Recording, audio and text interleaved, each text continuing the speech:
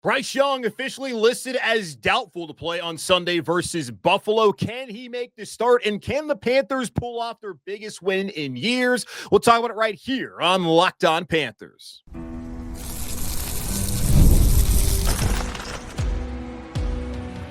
You are Locked On Panthers, your daily Carolina Panthers podcast. Part of the Locked On Podcast Network, your team every day.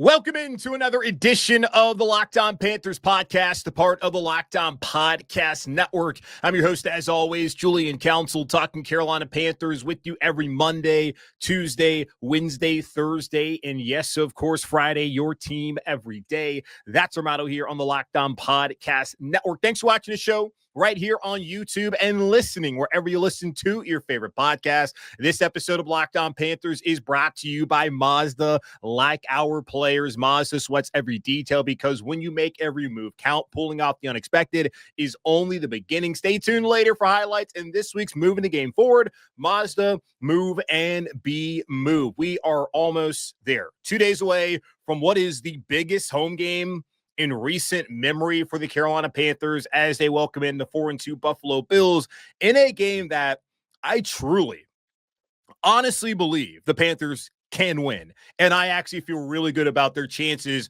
to win this game on Sunday. Words I did not expect to say heading into this Week 8 matchup. Tell you more about that later on. Typically, on Fridays, we start off with the three keys victory for the game on Sunday. But when the quarterback, that being Bryce Young here in Carolina, is injured all week, and there's some questions, putting that in quotes, about whether he's going to play on Sunday, we have to start off the show, of course, by talking about the situation there with Bryce Young and his ankle that he injured at the end of the third quarter. He was able to walk off under his own power, but clearly had a limp heading into the locker room there at MetLife Stadium. It was not the turf. It was him getting stepped on. Dave Canales does not believe it was a dirty play. Maybe it should have been called as tripping if there would have been a penalty at all, but certainly he did not believe it was the turf at MetLife, which has been scrutinized constantly since they put it up there, and all the injuries that have happened, no more than, I guess, you look at the Giants, the league neighbors this year. You look at San Francisco a couple of years ago, the bloodbath that they had there back-to-back weeks against the Jets and the Giants. It was not the turf's fault, and it was not seen as a dirty play, but it is a play that kept Bryce Young at the end of that game on Sunday and appears to be keeping out of the game on this upcoming Sunday against Buffalo. Now, let's go back to Monday morning. Tom Pelissero of the NFL Network was the first one to report that Bryce Young had suffered a high ankle sprain, and an MRI revealed that he was expected to miss this week's game and potentially could miss a couple more weeks as he recovers, and Andy Dalton was going to make the start on Sunday. Later on that afternoon, I headed over to Bank of America Stadium to listen to what Dave Canales had to say after the Panthers won against New York and looking back at the film, and Dave said that Bryce Young was day-to-day. He didn't want to say what the severity of the injury was, didn't want to rule him out, did say that, yes, Andy would start if Bryce can't go, but he did not rule Bryce Young out on Monday. Come Wednesday, same situation, said that Bryce was day-to-day, even though he did not practice and he was working off to the side during warmups. And I'll tell you that when the media is allowed at practice for about 30 minutes, the only thing that we see are the guys walking up there. We look at them warming up, stretching, may see some individual drills, and typically we're right there where the offensive linemen are, so very easy to see how those guys are looking. We can see the receivers a little bit to our right. The quarterbacks are way down there. We're not seeing a ton of what's going on.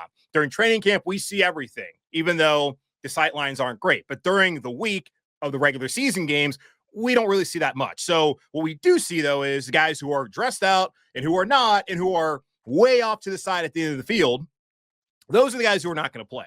And Bryce is out there all 3 days, Wednesday, Thursday, and Friday, when the media was out there. I did not go to any of the practices this week. He was off to the side every single day, which tells you he's not going to play. But still, Dave Canales today on Friday said that Bryce Young is doubtful for the game on Sunday versus Buffalo. And typically, like last week, when it came to Garrett Wilson in New York, when a player is listed as doubtful, they ain't going to play. And when they don't practice all week long, they're not going to play. But yet, Dave is saying they want to keep open the possibility that Bryce will play on Sunday against the Bills. It's gamesmanship. Of course it is, but Does Buffalo really believe this? Now, for me, I know I work in the media. I'm going to believe Ian Rappaport and Tom Pelissero and Adam Schefter over Dave Canales pretty much every single day of the week. Yes, Dave has more insight on what's going on, but is he going to want us to know the truth, the factual information?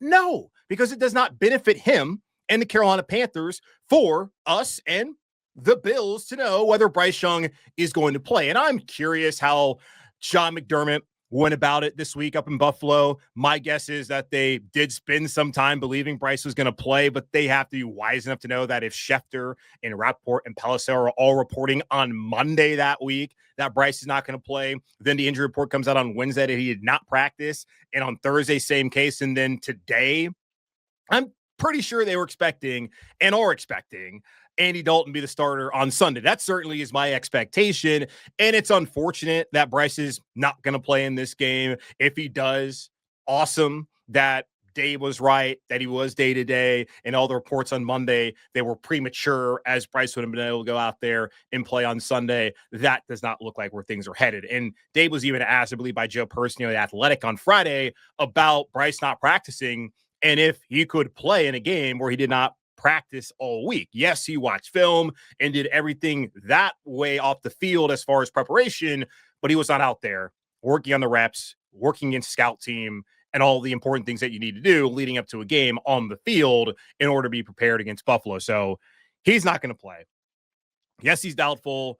Buffalo probably did not waste much time at all believing Bryce is going to play in this game on Sunday. They fly to Charlotte on Saturday, so it's not like they have any more practice time to prepare, but they know what they're getting. And what they're getting is Red Rifle Andy Dalton as a starter in this Week 8 matchup. Now, Bryce will be out on Sunday, but Damien Lewis, he had a shoulder injury last week that popped up in practice on Thursday that caused him to miss the game last Sunday in New York. The Panthers starting their 6th out of 7 games offensive line combinations with Damien Lewis out last week and Austin Corbett back off of IR after suffering a knee injury there in Week 2 on the road against Arizona. Now with Damien Lewis, who has no injury designation, is back on Sunday. He'll be right back there at left guard. And Corbett, I would assume, would be the 6th offensive lineman, meaning Cade Mays will remain in the starting spot. And Dave said this as much last week on Friday that Cade, the expectation was that he would stay there at center. And now that Austin Corbett's back, and now that Damien Lewis is healthy, ready to go, it appears that Austin Corbett certainly has lost that job at center to Cade Mays for the rest of the season. Maybe at right guard, he could get an opportunity to start there instead of Brady Christensen. So that's something that'll be interesting to see.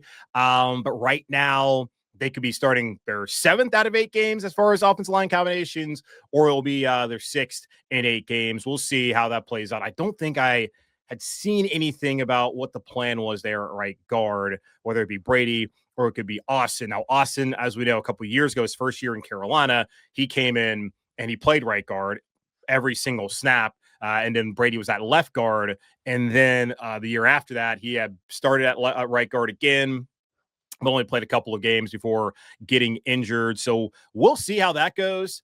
I'm guessing it's going to be Brady. But then that's another thing that I'm not sure about. Let's see.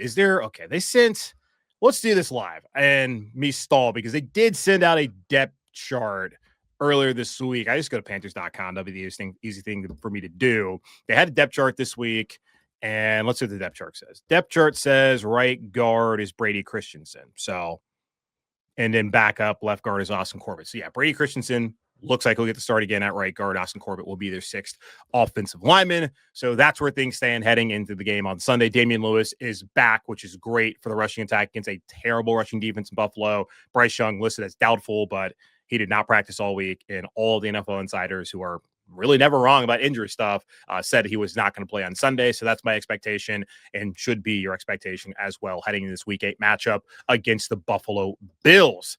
3 keys to victory. Give you those every single Friday, and we'll talk about those next here on Locked On Panthers. The NFL season is here, and FanDuel has an offer you don't want to miss. Right now, new customers can bet just $5 and get $300 in bonus bets if you win. That's right. Pick a bet, put down $5, and if it hits, you'll unlock $300 in bonus bets to use across the app. I love how FanDuel gives me so many ways to play. I've built parlays, tried player props, and even follow the live lines during games. It makes watching football even more exciting when you've got a little something riding on the action. Whether you're a casual fan or love diving into the stats, FanDuel makes the game day experience so much better. So what are you waiting for? Visit FanDuel.com to download the FanDuel app today and get started.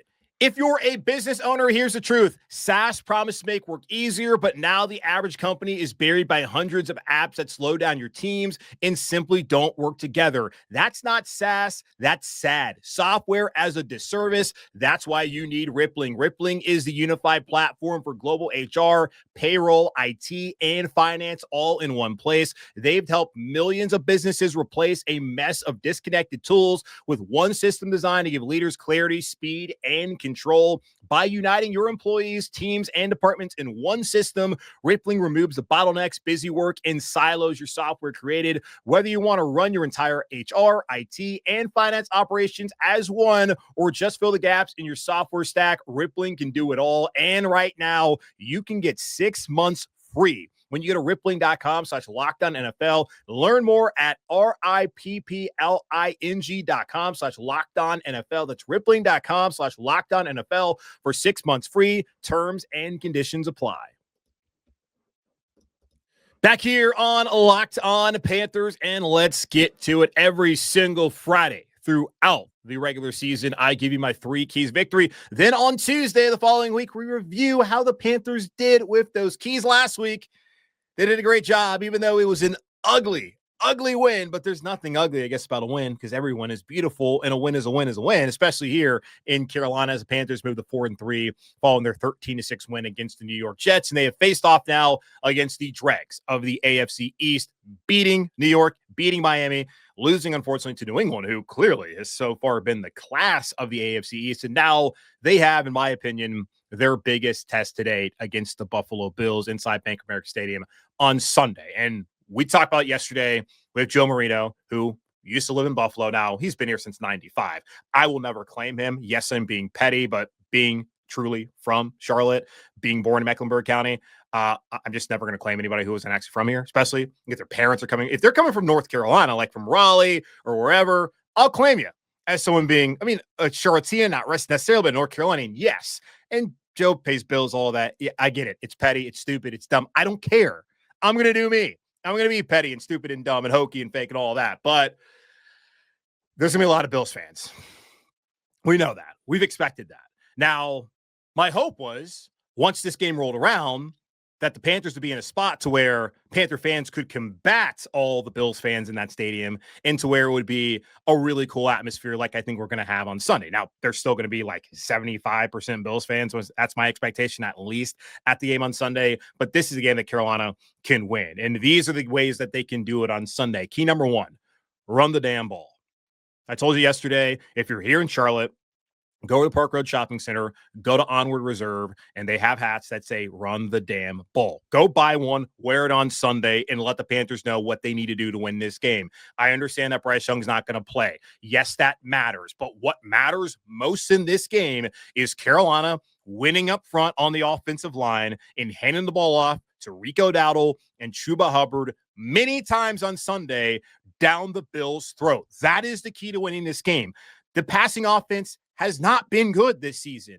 It really hasn't. So if you don't have a quarterback who's not really been throwing the ball a ton with success, I don't find it to be that big of a deal. Now, Andy, we'll see what they're doing in a passing game with him if things open up and all of that. And then that creates a whole nother conversation and narrative that I don't really want to do here. But what matters most in this game offensively, at least to me, aside from taking care of the football, is running the damn ball. Buffalo has allowed the 5th most rushing yards through 7 weeks in the NFL. The 4 teams below them, the Bengals, the Titans, the Cowboys, the Dolphins, all bad teams except for Dallas, which don't know how I feel about them. They've played 7 games, while Buffalo has played 6. So if they would have played last week, they would probably be last. And after this week, they certainly could still be last in the NFL in rushing yards allowed. Now, looking even further at it, At another traditional stat, they're last in yards per rush allowed at 5.8, which is putrid. They're second worst in defensive total EPA, so total rush EPA, that is. They're fourth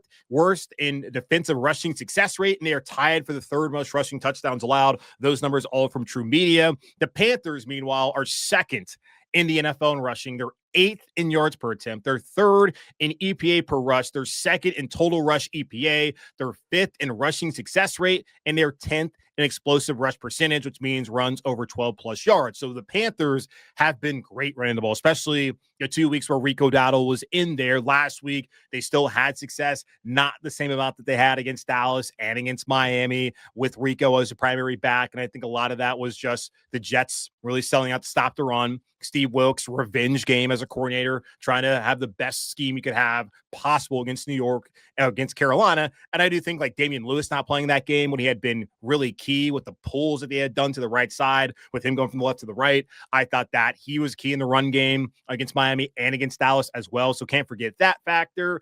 And just the comfort level of the running back rotation. Dave's sticking to it. You may not like it, but he's sticking to it because they paid Chuba Hubbard, and Chuba's still a good running back. It's just so interesting to me how fickle fans can be. We're like, you love Chuba, then Rico plays well for 2 weeks. I understand historic weeks, but damn, y'all, like you give up on a guy that quickly? That's wild to me. But having both of those guys is a bonus for Carolina. It is a positive for this rushing attack, and they should get a heavy dose, both Rico and Chuba on Sunday against a bad Bills rushing defense. And that is really the path to victory on Sunday. Number 2, you got to find a way to contain Josh Allen. The Panthers have not faced the bbest quarterbacks in the league. Trevor Lawrence has not looked good this season. Kyler Murray's been banged up. Michael Penix Jr. played the worst game of his career in that 30-0 beatdown a couple weeks ago. Tua Tagovailoa as having all sorts of issues. The 3 picks last week, the whole nobody showing up for the player-only meetings, which actually reflects on your leadership, by the way, Tua. That's just been a mess down there. Dak's awesome this year. Justin Fields lost Tyrod Taylor. Bad. So they have not really faced great quarterbacks so far this year. Dak right now, if you look at EPA per play among quarterbacks in the NFL this season, is second.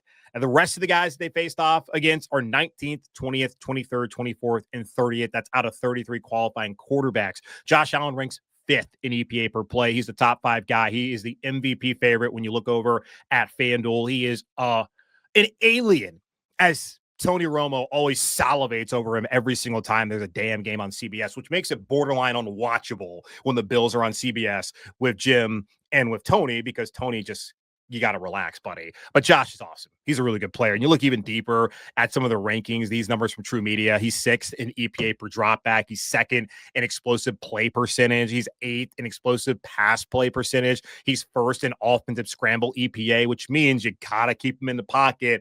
You got to be disciplined in your rush lanes. You cannot allow him to get out and use his legs to make some big plays, which I'm sure is going to happen a number of times on Sunday. And then 7th, he is an offensive and successful offensive play percentage. So he's been really good again this year.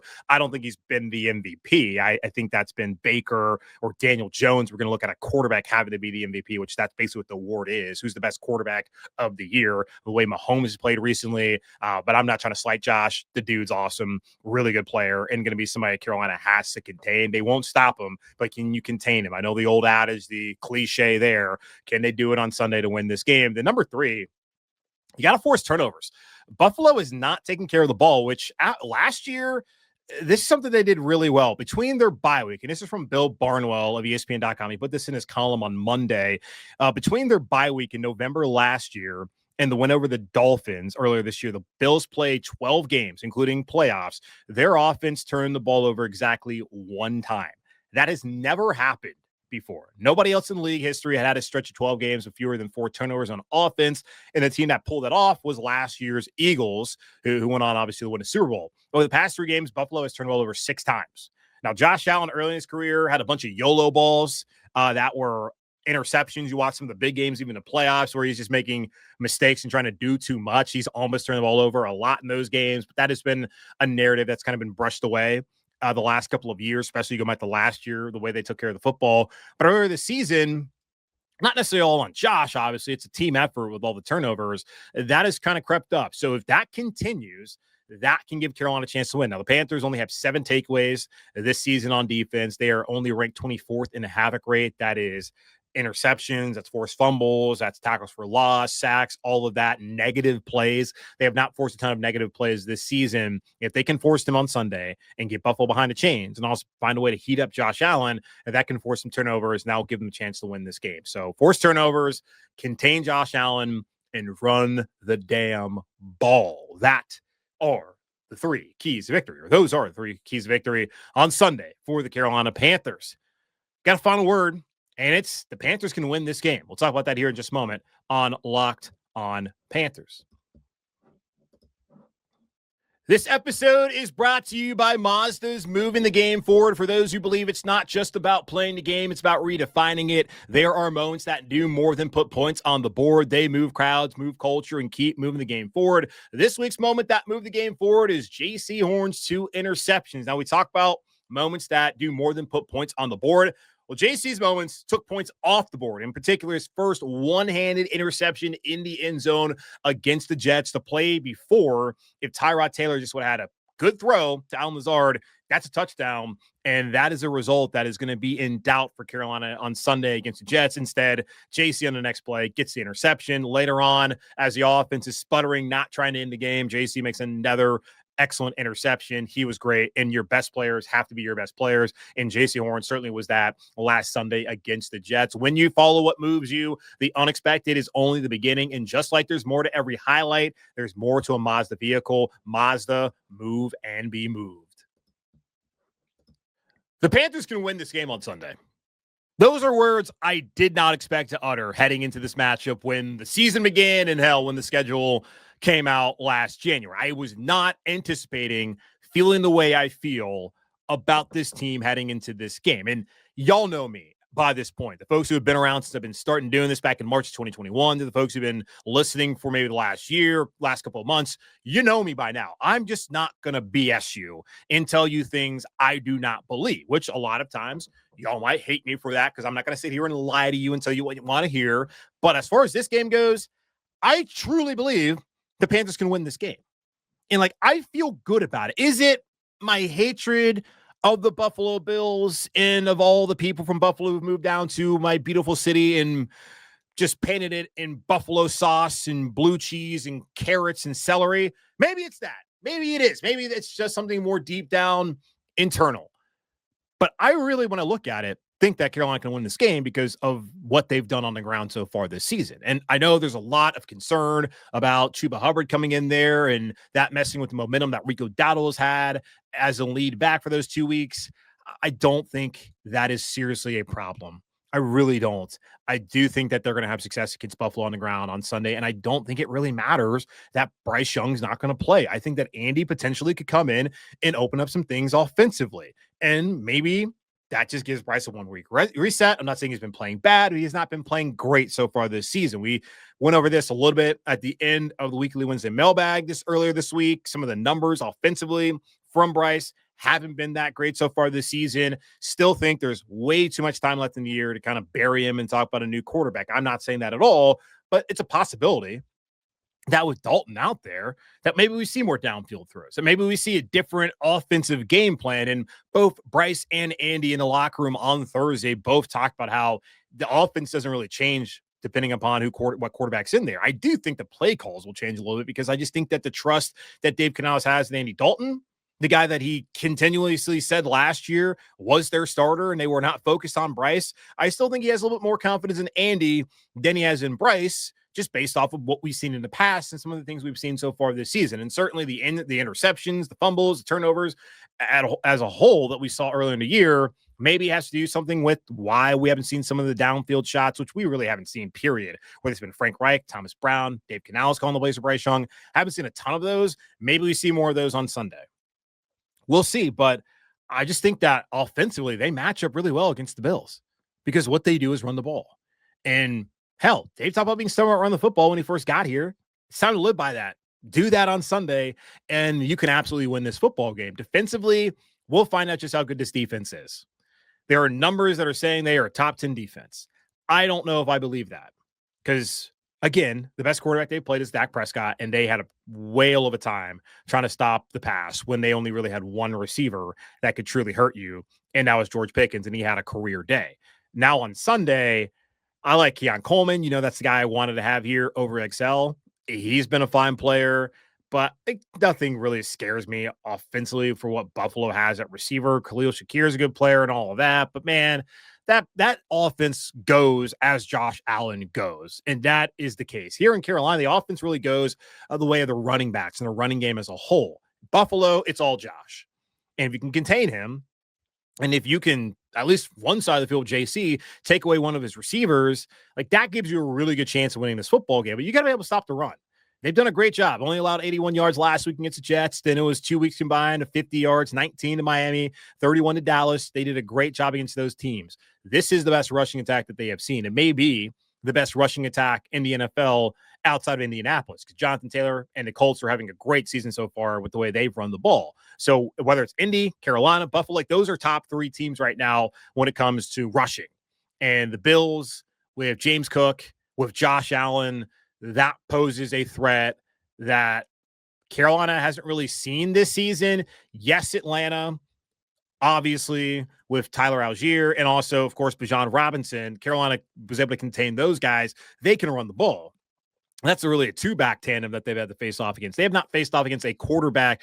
And yeah, Kyler Murray is one, but really, when you're looking at just how physically imposing Josh Allen is and how hard he is to bring down and the plays he's been able to make, it's a little different of a problem to solve on Sunday for the Panthers defense and the run game with the quarterback than it was back in week 2 in the desert against Kyler Murray and against Arizona, in a game where really it's only Kyler who had much of an impact on the ground. So they've taken away running backs since week 1 and since that bust to Travis Etienne. Really, since then, they've been really good against the run. And this will be the biggest test that they've had, I believe, all season long. And really since week 1, when they struggled, giving up 200 yards again on the ground in that loss to the Jags. So if they can stop the run and really show that this defense has truly turned things around, and Derek Brown's going to be a big part of that, of course, then maybe we can start thinking of bigger things for Carolina this season. Because a win here, getting to 5-3, no reason to think you can't win next week in Green Bay, aside from it being on the road and being Lambeau Field. But those are just things. Are they factors? Of course they're going to be factors, but that's all talk. You got to play between the lines, and if you can beat Buffalo at home, no reason not to believe you can't win the game next week in Green Bay. So this is the measuring stick. This is the biggest home game that they have had of consequence, like true consequence, since maybe when Cam came back, but even in that year, they're sitting at 5-5. There's still time left to go. So I don't know. Maybe I would think even that Seattle game back in, I want to say 2018, this may be the biggest game since then, where you got to have it. Now they don't have to have it, and the season's not over if they lose, but it's going to be a big one. And I hope that everyone held on to their ticket. I hope that you can get in there, that you can be wearing black and blue, and you can be loud and not get drowned out by the Bills fans. Should be a fun Sunday inside Bank of America Stadium for all Panther fans and really for the city of Charlotte. I joke. A lot of it is truly how I feel about Buffalo, but I joke about it. But it's great for the city to have the amount of people who are going to be energetic and excited about the game on Sunday, and should be great for businesses around uptown and throughout the city throughout the weekend. So can't wait to get up there on Sunday afternoon for Panthers Bills Week 8 matchup. Big one for this organization, for Dave Canales, and for all who care about the Panthers. That's going to wrap up this edition of the Locked On Panthers podcast for our Locked On Podcast Network, hosted by yours truly, Julian Council. Again, y'all subscribe and follow the show free over on YouTube or wherever you listen to your favorite podcast. And be sure to follow me, Julian Council, over on Twitter and Blue Sky. Okay, what else am I saying? Oh, yeah, where I want you to DM me at Julian Council to get your questions in following Sunday's game against Buffalo. After I go live, at me or DM me over on Twitter and Blue Sky at Julian Council. Get your questions in for the weekly Wednesday mailbag next week. In the meantime, be safe, be happy, be whole. As always, keep pounding, and I'll be back with y'all live here on YouTube around 5:15, 5:30, hopefully talking about a Panthers big win against the Buffalo Bills.